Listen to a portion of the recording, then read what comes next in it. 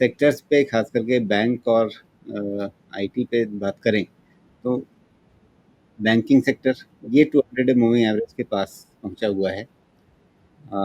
यहाँ पर क्या नज़रिया रखा जाए आगे, क्योंकि जो आपके जो ब्रॉडर इंडिसेज हैं या निफ्टी 50 है उसमें आपके सामने टारगेट के तौर पे है 200 डे मूविंग एवरेज। यहाँ आप 200 डे मूविंग एवरेज पे पहुंचे हुए हैं, तो यहाँ से आगे अगला अपना टारगेट कैसे डिफाइन करेंगे? हाँ, बैंक का एक्चुअली बीच-बीच का जो लेवल है ना, ये कुछ ख़ास इम्पोर्टेंट नहीं है। आई थिंक इसको सीधा हमको 52,500 पे लेके जाना है। क्यों ऐसा बता रहा हूँ? देखिए, ये जो पैटर्न बना है, जिसका डब्ल्यू शेप रिकवरी की हम बातचीत करते थे, तो आप रफ़ली समझें कि 16 दिसंबर के आसपास, 15-16 दिसंबर के आसपास ये पैटर्न शुरू होता है और ये पैटर्न का वन राउंड कंप्लीशन ऑन 25 मार्च हो जाता है। मतलब ये है कि अब यहाँ पे आके इस नंबर का कोई ख़ास मतलब नहीं। अब इसको स्ट्रेंथ दिखाना है तो हमको इससे बेटर नंबर चाहिए। इससे ख़राब कोई भी नंबर, ये नंबर कंसोलिडेशन बताएगा। तो बेहतर होने के लिए हमको क्या चाहिए? बेहतर होने के लिए हमको 52,500 के ऊपर का क्लोज़ चाहिए और उस केस में आप देखेंगे कि इसमें ऑलमोस्ट नया हाई फिर से बन जाए। लेकिन उसके पहले इसमें बहुत ज़्यादा आशा नहीं रखें। जी।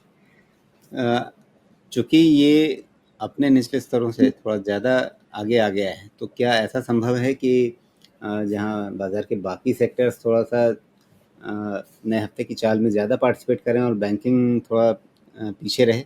या आपको लगता है कि नहीं, बैंकिंग भी ठीक चलेगा?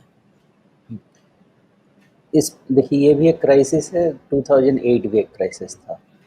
अगर ये 2008 का ग्लोबल फाइनेंशियल क्राइसिस होता तो उसमें सबसे, या फिर 2020 वाला भी क्राइसिस होता तो उसमें हम सबसे नेगेटिव किसको लेके चलते?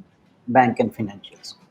लेकिन ये क्राइसिस जो है, ये क्राइसिस आपका टैरिफ और ट्रेड के कारण है। तो यहाँ पे कोई ऐसा चीज़ नहीं हो रहा है कि आपका कोई बैंक उड़ गया या कोई एनबीएफसी उड़ गई या कोई फाइनेंशियल इंस्टीट्यूशन उड़ गया, ऐसा कुछ नहीं हो रहा है। यहाँ पे रादर इनके वैल्यूएशन, खासकर हमारे यहाँ के बैंक और फाइनेंशियल इंस्टीट्यूशंस के valuation, debt condition, asset quality सब कुछ बहुत फेवरेबल है।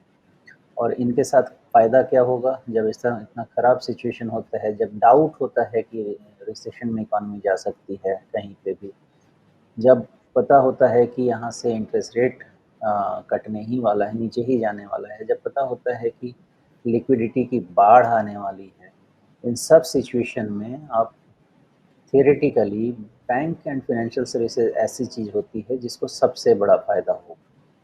कंजम्पशन ऐसी चीज़ होती है जिसको सबसे बड़ा फ़ायदा होगा। Ultimately it's all about money being available in the market. तो मेरा इसलिए बैंक और फाइनेंशियल सर्विसेज इसके विनर होने चाहिए, डिस्पाइट द फैक्ट दैट यहाँ पे काइंड ऑफ कंसेंसस सा हो गया है बहुत समय से कि अंडर वैल्यूड है, अंडर वैल्यूड है, but for the right reason मेरे हिसाब से।